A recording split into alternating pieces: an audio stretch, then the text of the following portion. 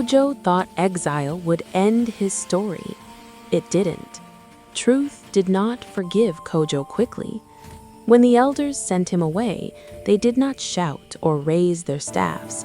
They simply watched as Kòjo turned his back on the village and walked toward the tall grass beyond the red earth. The silence of that moment was heavier than any punishment. Kòjo walked slowly, as tortoises do, but this time it was not his legs that slowed him, it was his thoughts. Every step echoed with memory, the drum of truth, the lies, the faces of those he had blamed. For the first time, Kòjo had no clever words to protect himself. Life beyond the village. Kòjo settled near an old baobab tree beside a dry riverbed. During the day, the sun burned the earth until it cracked. At night, the wind whispered through the grass like voices telling stories he did not want to hear. No one came to ask for his wisdom anymore. When birds argued, they solved it themselves. When animals fought, they did not look for Kòjo to judge. The world had moved on. One night, Kòjo spoke aloud to the darkness. "I was clever," he said, "but I was alone." The moon did not answer. The return of the drum's voice. Weeks later, as the harmattan wind swept dust across the land, Kòjo heard something that made his shell tighten. Boom! The sound came from far away. Kòjo froze. He knew that sound better than his own heartbeat. "No," he whispered, "the drum is still in the village." But the sound came again. Boom! Boom! Curiosity pulled him forward. Slowly, carefully, Kòjo followed the echo through the tall grass until he reached a clearing where several travelers stood arguing. "You stole the water," one shouted. "You're lying," another replied. Each face grew louder, each face burned with anger. Then the drum of truth spoke again. Boom!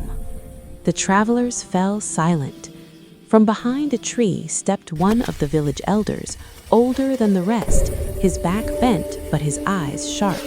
The drum of truth hung from his shoulder.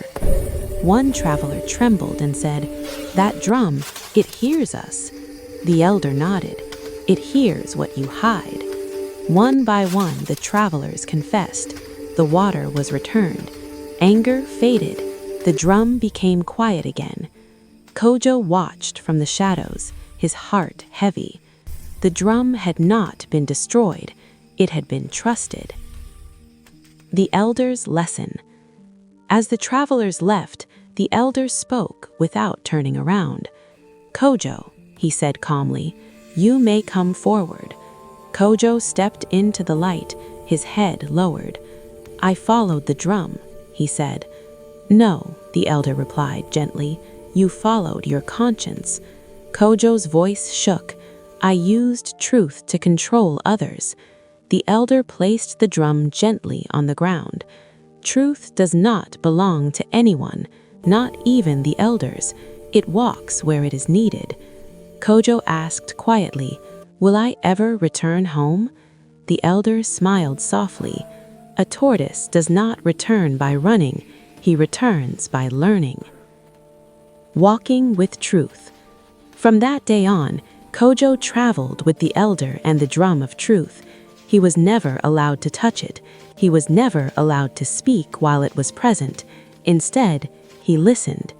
He watched truth mend broken friendships. He saw lies turn into courage when spoken aloud. He learned that wisdom was not about being right, but about being fair. One evening, Kòjo finally spoke. "I thought wisdom made me important." The elder replied, "Wisdom makes you useful." The return home. Years later, the elder brought Kòjo back to the village where his story had begun. The villagers gathered quietly. No one accused him. No one praised him. Kòjo bowed his head. "I will speak only when asked, and I will listen before I think." The drum of truth remained silent. That silence was acceptance. From that day on, Kòjo was no longer feared, he was trusted. Final wisdom. Cleverness may make you powerful. Truth may expose you once, but honesty is what allows you to walk back into the light.